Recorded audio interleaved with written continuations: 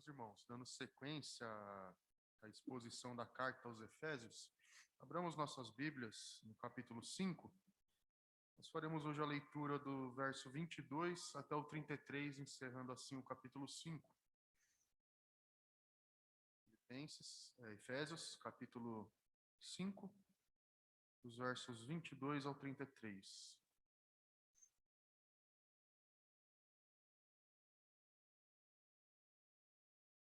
Efésios, capítulo 5, versos 22 ao 33, assim diz a palavra do Senhor. As mulheres sejam submissas ao seu próprio marido como ao Senhor, porque o marido é o cabeça da mulher, como também Cristo é o cabeça da igreja, sendo este mesmo o salvador do corpo. Como, porém, a igreja está sujeita a Cristo, assim também as mulheres sejam em tudo submissas ao seu marido.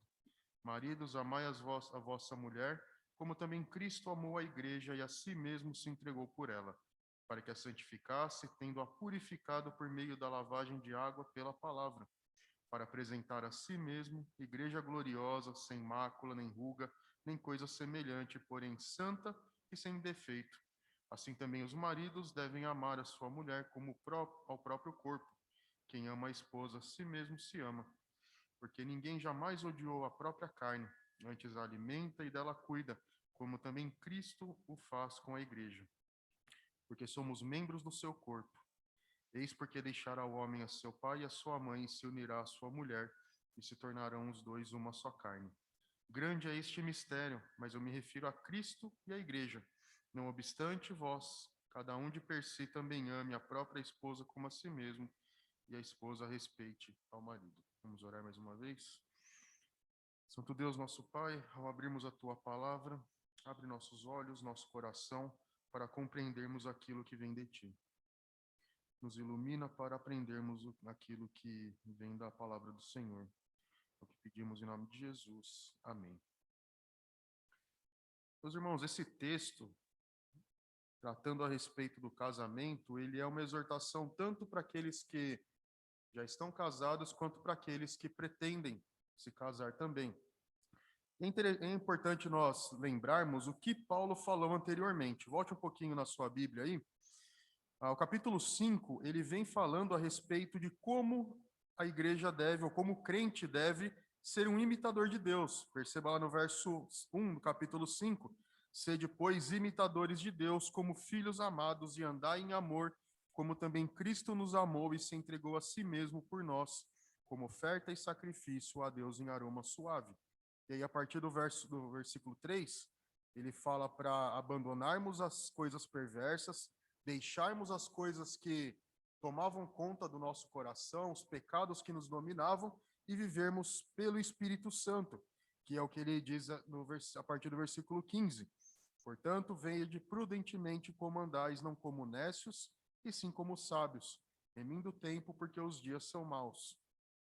E aí, no verso 19, ele fala da necessidade de uma nova forma de conversar, de se portar, falando entre vós e louvando de coração ao Senhor com hinos e cânticos espirituais, dando sempre graças em tudo a Deus e Pai em nome do Senhor Jesus Cristo. Então, a vida do crente, ela é completamente diferente. Aquilo que nós pensamos, aquilo que nós sentimos, aquilo que nós fazemos, deve ser tudo transformado pela palavra de Deus. E quando a gente pensa nessa questão de falar com salmos, hinos e cânticos espirituais, mostra também que até as nossas conversas mudam. Ao invés de nós gastarmos o nosso tempo reclamando, murmurando, das várias coisas que acontecem, nós temos sempre nos nossos lábios um louvor ao Senhor, reconhecendo que todas as coisas que nós temos vêm dele e a transformação que foi operada em nós também vem dele. E o que o verso 21 nos diz aí? Sujeitando-vos uns aos outros no temor do Senhor. Então, como que nós nos sujeitamos uns aos outros? E aí Paulo, então, passa a demonstrar isso a partir do versículo 22. E aí, nesse texto, ele vai falar como que maridos e mulheres fazem isso. Depois, no capítulo 6, ele vai falar da relação de pais e filhos e também da relação nossa de trabalho. Então, hoje, nós falaremos a respeito do relacionamento entre homens e mulheres dentro do casamento. E é importante também nós lembrarmos, antes de entrarmos diretamente no texto, que o próprio Senhor Jesus falou a respeito de sujeitar-se uns aos outros, e ele mesmo deu exemplo disso. Em Mateus 18:4, ele disse, quando comparava aquele que tem fé com uma criança, ele disse: portanto, o que se humilhar como esta criança é o maior do reino dos céus. E o humilhar-se é então reconhecer quem somos. Porque muito do que há de problema nos relacionamentos tem a ver com o que eu acho a respeito do outro. E qual que é a mensagem que nós vemos de forma comum? Eu preciso me valorizar, eu preciso me sentir melhor do que os outros, eu preciso reconhecer as minhas capacidades e lutar pelo meu direito. Mas o ensino bíblico é de que nós devemos tomar o outro como superior a nós mesmos. Reconhecendo a nossa fraqueza, nós podemos também reconhecer que o outro também é falho e assim olhar para ele com misericórdia, com piedade, como Paulo disse no capítulo 3, ou melhor, no capítulo 4, quando ele falou a respeito da humildade, mansidão, longanimidade com que nós tratamos aos outros. E Jesus também, ele não só ensinou a respeito dessa submissão ou dessa forma de se colocar como inferior aos outros, ou menor do que os outros, em Mateus 20:28, quando ele lavou os pés dos seus discípulos, ou melhor, em João 13, quando ele lavou os pés dos discípulos. E se você se lembrar do texto, Pedro disse: Senhor, que é isso? Como é que o Senhor vai lavar os meus pés? E Jesus disse: se você não deixar, você não tem parte comigo. Então Jesus dá um exemplo de humildade também aos seus discípulos. Em Mateus 20, verso 28, ele disse que a função dele era servir e não ser servido, e dar a sua vida em resgate de muitos. É interessante que o texto vai colocar a relação, né, de amor do marido para com a esposa, justamente com o exemplo de Cristo. Assim como Cristo amou a igreja, o marido também deve amar a sua esposa. E Paulo também ensinou em Filipenses 2, verso 3, nada façam por partidarismo ou vanglória, mas por humildade, considerando cada um aos outros superiores a si mesmo. Esforçando-vos diligentemente por preservar a unidade no espírito do vínculo da paz. Então, a submissão ela é um ensinamento claro para todo crente no relacionamento com os outros. E aí, então, Paulo aplica isso, como a mulher pode fazer isso dentro do casamento. E, obviamente, quando tratado a respeito do marido também, nós vemos que todo o seu relacionamento para com a sua mulher também é um relacionamento de sujeição e de amor também. Então, a partir do verso 22, nós temos uma aplicação disso. Veja na sua Bíblia o verso 22, ele começa dizendo: mulheres sejam submissas ao seu próprio marido, como ao Senhor, porque o marido é o cabeça da mulher, como também Cristo é o cabeça da igreja, sendo este mesmo o Salvador do corpo. Então, a primeira coisa que nós vemos é que essa submissão, ela acontece dentro do casamento e não em estágios anteriores, como namoro ou noivado, ou numa relação de homens e mulheres que não são casados. Mas ela deve acontecer dentro do casamento. E a palavra traduzida aqui como submissão significa sujeitar-se, submeter-se ou submissão. Mas é importante nós lembrarmos que o conceito de submissão que é comumente disseminado no mundo é um de escravidão, no sentido de que a mulher é alguém inferior, ou isso foi tratado, foi considerado ao longo da história, onde os gregos, os romanos tinham esse conceito. Mas a questão de submissão aqui na palavra de Deus não é essa. Não é essa de alguém inferior, não é essa de alguém que não tem condições. Tanto é que quando é relatado em Gênesis a criação de homem e mulher, nós vemos que ambos foram criados de Deus. Portanto, enquanto seres humanos são exatamente iguais. Então, quando a palavra de Deus fala a respeito de submissão, ela está falando a respeito de papéis que Deus coloca dentro do casamento. E aí o marido colocado como cabeça, como o verso 23 expressa aí.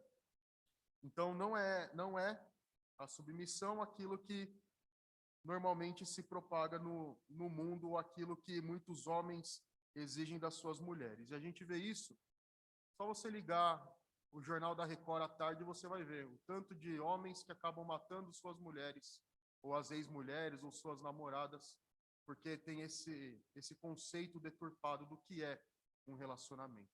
Mas o relacionamento, como nós vamos ver posteriormente, ele é baseado no amor entre um homem e uma mulher que são criados à imagem de Deus, ambos com a mesma essência, ambos com a mesma vida dada por Deus e tendo somente a diferença nos papéis que Cristo dá, que Deus dá a cada um deles. Então,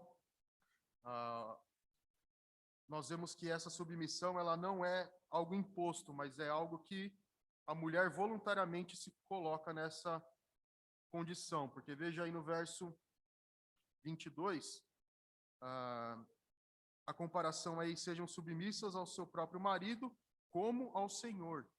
Então, como expressão da fé que há no coração, como a mulher se relaciona com o Senhor e que ama o Senhor Deus, ela se colocará também nessa mesma situação, nessa mesma condição. E isso não significa uma inferioridade também, porque nós somos todos submissos ao Senhor. Todos nós devemos obediência ao Senhor. E também outra coisa que isso nos ensina é que a mulher não está obrigada a fazer tudo que o marido requer dela, porque o primeiro a quem ela deve obediência é ao Senhor. Então, se o marido exige dela algo contrário ao que a palavra de Deus ensina, ela não lhe deve obediência nesse ponto. O limite é sempre a obediência ao que o Senhor instrui. E como nós vamos ver, então, essa liderança ou essa função de cabeça que Deus dá ao marido é no sentido de guiar a sua esposa, guiar a sua casa no temor do Senhor. Então, por isso também, isso fica como um limitante a esta submissão. Então, fica-nos claro aqui que a submissão que a mulher tem para com seu marido, ela é voluntária, entendendo que a liderança dada por Deus, ela não é algo que a inferioriza, mas que é uma bênção de Deus para guiá-la e para conduzi-la. E se nós observarmos também, o texto ele tem nós temos apenas 3 versículos direcionados às esposas, e do 25 até o 33, então são 8 versículos dando as responsabilidades ao marido. Também nós vamos ver como que Paulo aplica isso. Então, a função como cabeça dado por Deus, ela dá uma responsabilidade ao homem de conduzir a sua casa, de conduzir a sua esposa e conduzir os seus filhos no temor do Senhor, na proteção, no cuidado. O verso 24, então, nos diz como, porém, a igreja está sujeita a Cristo, assim também as mulheres estejam em tudo submissas ao seu marido. Então, a submissão da mulher deve ser no entendimento de que o Senhor é uma bênção do Senhor dada para a condução do lar e para que o casamento seja um reflexo daquilo que Cristo fez pela igreja. E isso dá ao marido responsabilidades de cuidados para com os interesses da sua mulher e cuidado também, né? Então, essa submissão não significa que a mulher será obrigada a fazer as coisas, né? Então, é um relacionamento de amor, de companheirismo e de troca, em que ambos se relacionam para o bem comum. Então, a partir do verso 25, Paulo dá as instruções para os maridos. O que os maridos, então, devem fazer nesse relacionamento com as suas mulheres? A primeira coisa que ele coloca é que a atitude dos maridos para com as esposas é a mesma que Cristo teve com a sua igreja. Observe aí o verso 25. Maridos, amai vossa mulher, como também Cristo amou a igreja e a si mesmo se entregou por ela, para que a santificasse, tendo-a purificado por meio da lavagem pela palavra, para apresentar a si mesmo igreja gloriosa, sem mácula, nem ruga, nem coisa semelhante, porém santa e sem defeito. Então, a comparação aqui de amar a mulher, nós devemos perceber que isso não é um sentimento como a sociedade coloca, aquela paixão que surge no início de um relacionamento, mas é uma atitude de amor. É um amar não como sentimento, que sentimentos passam, mas como uma atitude. Então veja que isso independe daquilo que o outro pode dar a ele. Então, se você já ouvir, é que você não conhece a minha mulher, Cristo manda você obedecê-la da forma que ela é. Você deve amá-la da forma que ela é. Não há a prerrogativa de como que ela é, se é fácil ou difícil, mas é um amar acima de todas as coisas. Porque a relação aqui é clara. Como que era a igreja amada por Cristo? Se nós olharmos no Antigo Testamento, várias vezes os profetas colocaram esse exemplo, comparando Israel com uma esposa e Deus como marido. Se nós lembrarmos, e você pode ler na sua casa depois o profeta Oséias, Deus manda que ele case-se com uma mulher prostituta. E essa mulher, depois que se casa com ele, vai atrás dos seus amantes, tem filhos com elas, e o profeta vai até lá, restaura sua mulher, compra ela de volta e de volta se relaciona com ela. Qual que é o ensinamento que Deus dá ao profeta? Essa é a minha relação com Israel. Enquanto Deus dá todas as coisas que o povo precisa, dá mantimento, dá o alimento, dá o sustento, Israel se prostitui e vai atrás de outros deuses. Israel, então, como uma esposa, é uma esposa infiel. E foi por essa igreja que Cristo morreu. Foi por uma igreja que não podia lhe dar nada em troca. Foi por uma igreja que andava completamente contrária à sua vontade, desprezava o seu Senhor, desprezava o relacionamento que havia entre eles e Deus. Então, a esse povo, Cristo amou e morreu por ele. Então, nós vemos que nesse relacionamento, nessa comparação, o amor do marido para com sua esposa deve ser o amor de Cristo pela sua igreja. De alguém que se entrega por ela, de alguém que pode até entregar a sua vida em favor dela, que busca protegê-la, supri-la nas suas necessidades e amá-la acima de todas as coisas que o mundo pode oferecer. E o propósito que Cristo fez isso é para que a santificasse, tendo purificado por meio da lavagem de água pela palavra, para apresentar a si mesmo igreja gloriosa, sem mácula, nem ruga, nem coisa semelhante, porém santa e sem defeito. Então, Cristo operou para com a igreja, para que ao invés dela ser uma esposa infiel, uma esposa impura, ela se transformasse numa esposa santa e lavada. E a palavra de Deus é fundamental para isso. Não há como haver a transformação fora da palavra de Deus. Uma vez que a palavra é pregada, é anunciada, então a fé vem ao coração, a transformação é efetuada e esse sinal invisível é expresso por uma forma visível, que é o batismo. E esse é o sentido dos sacramentos, é a demonstração visível de uma graça invisível. Então, o que foi operado no coração mediante a palavra, isso se expressa por meio do batismo. É isso, então, que significa por meio da lavagem da água pela palavra. Então, o batismo evidencia aquilo que foi transformado. E Cristo, então, operou para a igreja para apresentá-la, a igreja gloriosa, sem mácula nem ruga, nem coisa semelhante, porém santa e sem defeito. E isso também nos leva a como era o casamento naquele tempo.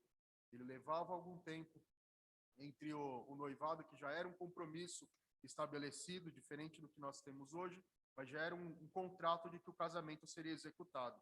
Então, era conduzido esse casamento até o dia em que, de fato, ele seria consumado, numa festa que levaria entre 7 e 14 dias. Então, no dia em que o casamento fosse concluído, esse marido apresentaria a sua esposa santa e sem defeito, que é isso que Cristo fez. Então, dentro disso, a responsabilidade do marido para com a sua mulher é ajudá-la no seu crescimento também espiritual, no seu crescimento na palavra de Deus e na instrução da palavra. É o que os puritanos faziam, eles entendendo isso, eles, todos os dias após os cultos, eles sentavam com a sua família, relembravam o que havia sido pregado, via se os seus filhos tinham aprendido o que lhes foi ensinado na igreja, conversavam com suas mulheres a respeito do que foi aprendido. Eles também praticavam o culto nas suas casas, o culto doméstico, ensinavam a sua família a palavra de Deus. E isso é responsabilidade do marido. Conduzir a sua família no temor do Senhor, conduzir a sua família na graça de Deus, para que eles também cresçam, cada um deles, cada um membro da sua família cresça em santidade, cresça na graça de Deus, no conhecimento, para que sejam apresentados diante de Deus no último dia santos. Então, aos maridos, essa é a responsabilidade de ajudar a sua família a crescer em santificação, porque quando nós chegarmos diante de Deus, quando maridos e mulheres chegarem diante de Deus, o marido será responsabilizado se tiver sido negligente nessa sua tarefa. A segunda comparação que Paulo faz entre o marido e a esposa e o amor que ele deve ter por ela, a partir do versículo 28 até o verso 32, é o do corpo. Verso 28, assim também maridos devem amar a sua mulher como ao próprio corpo. Quem ama a esposa, a si mesmo se ama, porque ninguém jamais odiou a sua própria carne. Antes a alimenta e dela cuida, como também Cristo fez com a igreja. Porque somos membros do seu corpo. Eis porque deixará o homem pai e a sua mãe, e se unirá à sua mulher, e se tornarão os dois uma só carne. Então a comparação agora é para com o corpo. E claramente aqui nós temos alguém que cuida do corpo, né? Que não é negligente com o seu corpo.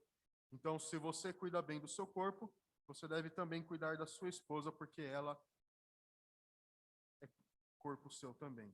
E veja que Paulo lembra aquilo que foi instruído em Gênesis 2:24.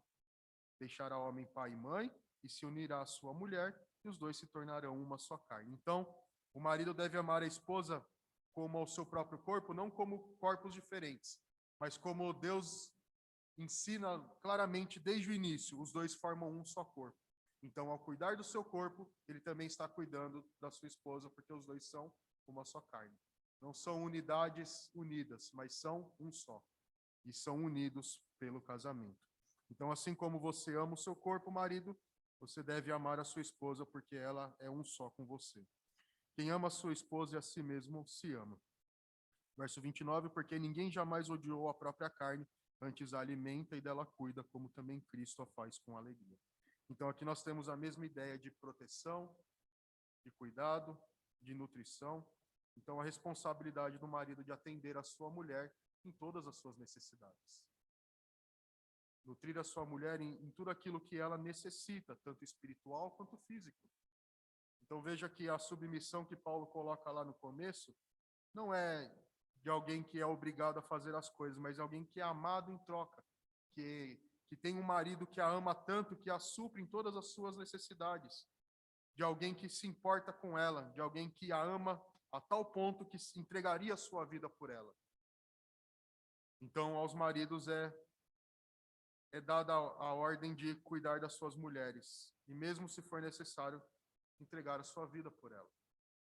E aí nós vemos vários casos em que os casais são colocados em risco e nós vemos maridos protegendo as suas mulheres. Essa é a função que Deus nos deu, de proteger, de cuidar. Tanto no risco quanto em tempos mais fáceis, aos maridos é ordenado sempre o cuidado e de dar a sua vida em lugar da sua mulher, como Cristo fez à igreja.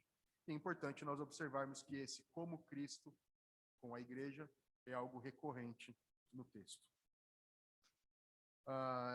E é importante nós lembrarmos, então, que isso é um conceito do Gênesis já e, portanto, da criação. Essa relação entre maridos e mulheres não é ocasionado pela queda. Tanto é que o problema maior da queda foi que Eva tomou o lugar que era de Adão. Os papéis foram invertidos. E aí a queda aconteceu e aí o pecado entrou no mundo. Então, nós devemos observar esse ensino atentamente. E aí, no final, Paulo conclui a sua exposição relacionando, mais uma vez, o mistério da salvação com o relacionamento entre maridos e mulheres. O verso 32 diz que grande é este mistério, mas eu me refiro a Cristo e à igreja. Então, se nós pensarmos no amor que Cristo demonstrou na cruz, ao derramar a sua vida, ao entregar-se voluntariamente por uma igreja que era composta de pessoas que não andavam segundo a sua vontade, que eram seus inimigos, nós podemos perceber, como a própria Bíblia fala, que não há maior exemplo de amor do que esse, de alguém dar a sua vida em favor dos seus amigos. Então, qual que é a relação do casamento? É a mesma. Esse grande mistério mostrado na salvação, esse grande mistério mostrado na obra de Cristo, é o mesmo que nós devemos ver dentro do casamento. Então, o casamento é uma demonstração daquilo que Cristo fez pela igreja. E aí a pergunta que fica àqueles que estão casados é: o relacionamento que você, homem, e você, mulher, tem no casamento, reflete esse grande mistério de Cristo com a igreja? reflete esse amor que Cristo derramou pela igreja, maridos? E é por isso que Paulo conclui dizendo, não obstante vós, resumindo tudo o que ele falou, cada um de per si, cada um por si, também ame a sua própria esposa como a si mesmo, e a esposa respeite ao seu marido. Então, para nós pensarmos nessa manhã, aqueles que são casados, como tem sido o seu relacionamento? Maridos, como você tem amado a sua mulher como Cristo amou a igreja? Mulheres, como vocês têm também se relacionado no seu casamento, demonstrando essa mesma submissão como ao Senhor?